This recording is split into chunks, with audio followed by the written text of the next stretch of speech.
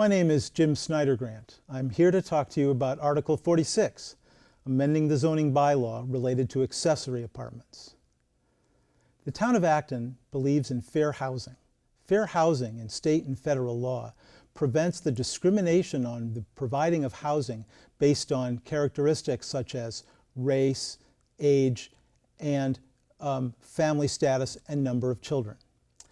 Acton's recently adopted housing production plan from 2020, Strategy 11, directs the town to identify institutional barriers and solutions to further fair housing. The goal of this article is to increase housing opportunities in Acton and affirmatively further fair housing through a variety of methods, including the rehabilitation of existing structures for accessory apartments.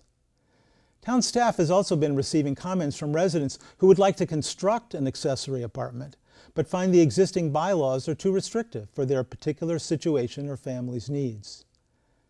The Planning Division began a community conversation on this topic to discuss potential changes to the accessory apartment bylaw as a first step in implementing this housing production strategy and address the needs of residents.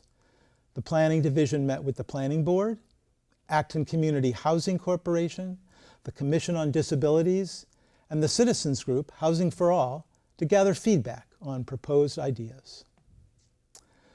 The current bylaw allows for different types of accessory apartments. Interior conversions, for example, 1. Converting your basement into an accessory apartment. Conversion of an existing detached structure, for example, an old carriage house or barn. New construction of a detached structure, for example, a tiny home, or new construction of an attached addition. Each type has specific regulations on size, bedroom count, design, and its location on the lot for new construction. The following provisions exist today and are not proposed to be changed. Only one accessory apartment is allowed on a lot.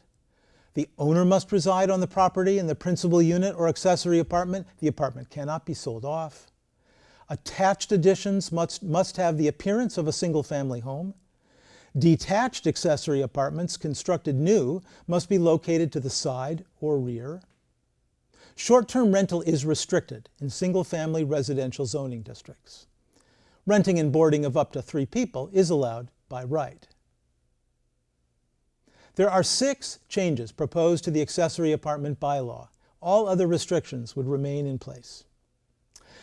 Accessory apartments that are within an attached addition or interior renovation like a basement are currently restricted to 800 square feet. This bylaw would allow for an increase in that size.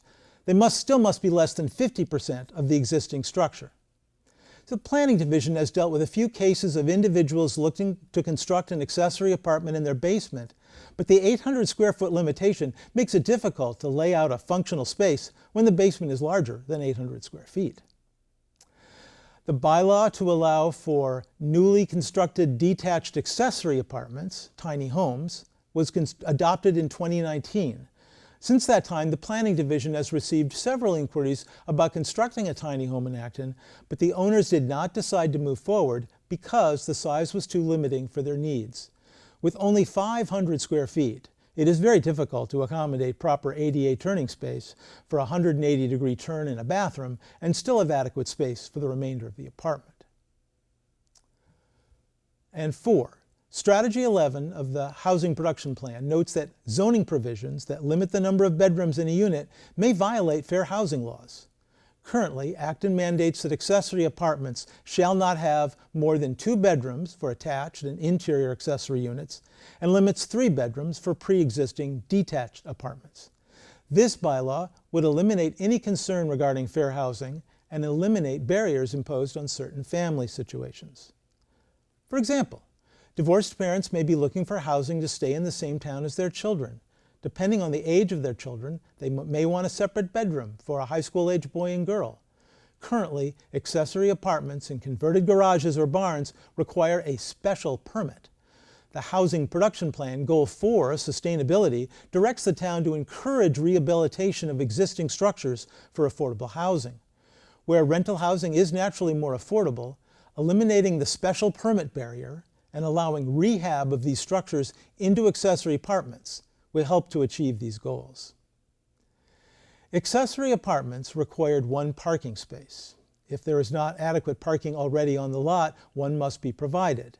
This amendment would dictate that any new parking space for the accessory apartment must be located to the side or rear of buildings. This proposal came directly from community feedback gathered this year at a planning board meeting. Thanks for watching this video. I look forward to seeing you at town meeting. You can ask any questions before town meeting by contacting the town manager's office or the select board, and I encourage you to join me in voting for Article 46.